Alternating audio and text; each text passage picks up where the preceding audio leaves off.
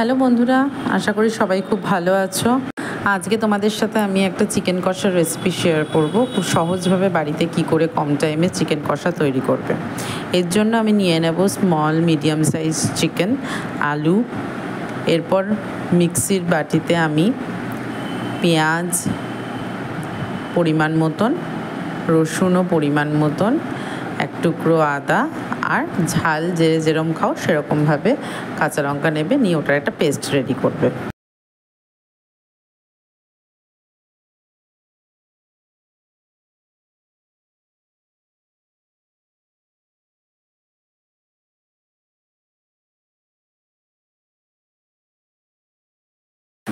এরপর কড়াইয়ে সর্ষের তেল গরম করব।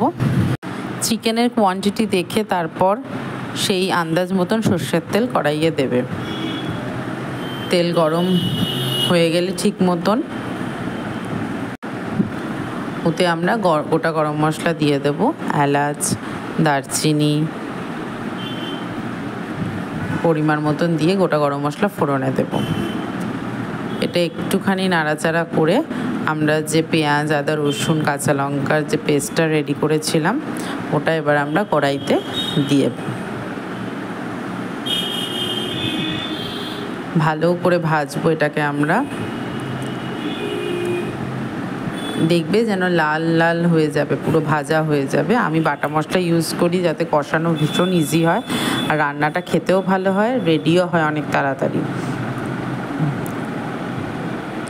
সুন্দর করে এটাকে ভাজা ভাজা করে নেব।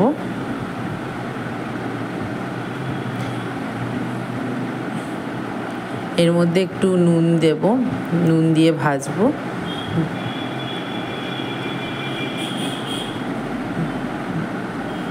লাল করে ভাজবে এই বাটনাটাকে।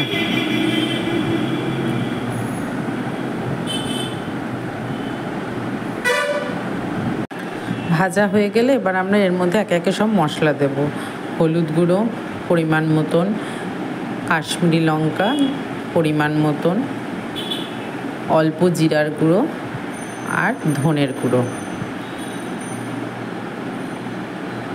দিয়ে জিনিসটাকে ভালো করে আবার কষাবো মশলাটাকে।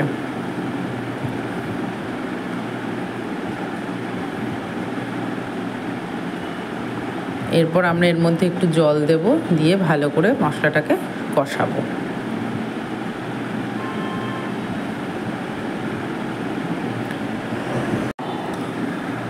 ভালো করে কষানো হলে দেখবে কি আস্তে আস্তে কেমন সাইড দিয়ে তেল ছাড়বে।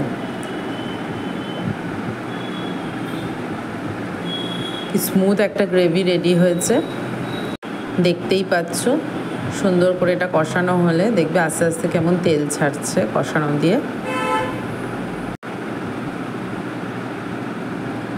বারাজ করে আমরা ভালো মতন মশলাটাকে কষাবো। মশলাটা আগে কষিয়ে নিলে না, মাংস দেওয়ার পর একটু কম কষালেও চলে।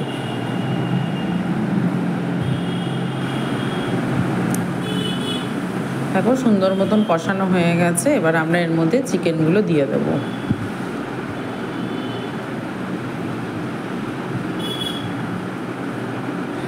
আমি এখানে অ্যারাউন্ড 1 কিলো মতন চিকেন রান্না করছি, সেই পরিমাণের মশলা দিয়েছি। এবার তোমরা যে যেরকম যত পরিমাণে রাঁধবে সেই হিসাবে মশলা দেবে।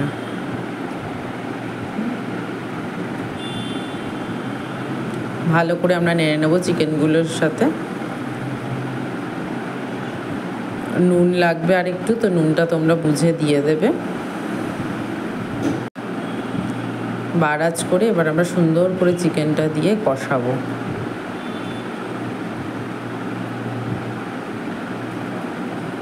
দেখো সুন্দর সাইড দিয়ে তেল বেরোচ্ছে। ভালো করে কষাবো। আমি কিন্তু এখানে আর কোনো জল দিইনি, কিন্তু একটু জল দিয়ে দিয়েই কষাতে হবে, তো তোমরাও একটু জল দিয়ে দিয়ে কষাবে। আমার এখন অবধি জলের প্রয়োজন পড়েনি, আমি দিইনি। এবার আমরা এটাকে চাপা দিয়ে দেবো কম আঁচ করে।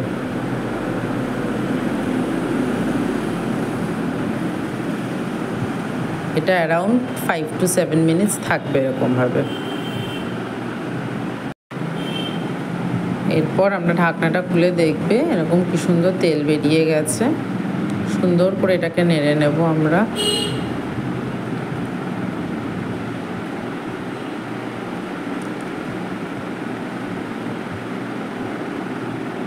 যখন কষাবো আমরা গ্যাসটা হাই ফ্লেমে দিয়ে, তারপর যখন চাপা দেবো আমরা ওটাকে লো ফ্লেমে রাখবো।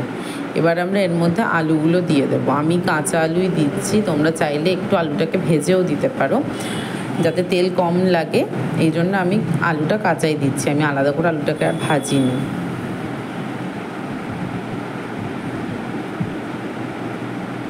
সুন্দর করে এবার আলুটা দিয়ে কষিয়ে নেবে। তোমরা রান্নাটা দেখেই বুঝতে পারছো কত কম তেলে রান্নাটা হচ্ছে, কিন্তু এটা আস্তে আস্তে তেল বেরোবে। আবার সুন্দর করে কষিয়ে নেব এটাকে। ওরা আমরা আবার এটাকে চাপা দিয়ে দেবো। চাপা দিয়ে এটা আবার থাকবে অ্যারাউন্ড 10 মিনিটস। তারপর দেখো কি সুন্দর সাইড দিয়ে পুরো তেল বেরিয়ে গেছে। আমি কিন্তু কোনো এক্সট্রা তেল ব্যবহার করিনি। দেখেছো কি সুন্দর তেল বেরিয়ে গেছে। দেখতে রিচ লাগলেও জিনিসটা খুবই সিম্পল হয়েছে, খুবই হালকা হয়েছে। ঝাল তোমরা যে যেরকম খাও সেই হিসাব মতন, আমি গোটা লঙ্কা দিয়েছি, আমার বাড়িতে কেউ বেশি ঝাল খায় না, তাই কতটা জলও বেরিয়েছে দেখতে পাচ্ছ, সাথে তেলও বেরিয়েছে। মাংস আলু যখন সেদ্ধ হবে, সেদ্ধ অবধি আমাদের ওটাকে চাপা দিয়ে দিয়েই করতে হবে।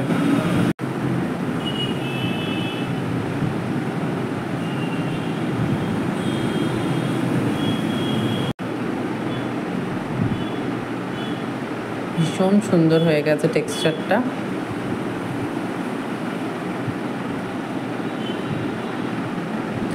আলুও সেদ্ধ হয়ে গেছে।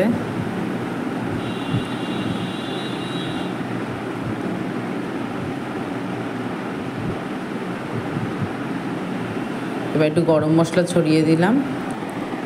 দেখো গ্রেভিটা কি ভালো হয়ে গেছে।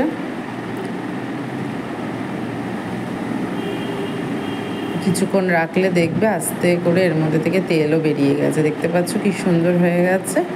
আমি এইভাবেই নামিয়ে পরিবেশন করেছি। Thank you for watching. আর আমাকে কমেন্ট করে জানাবে কেমন হয়েছে, আর চ্যানেলটা সাবস্ক্রাইব করতে ভুলো না। Thank you.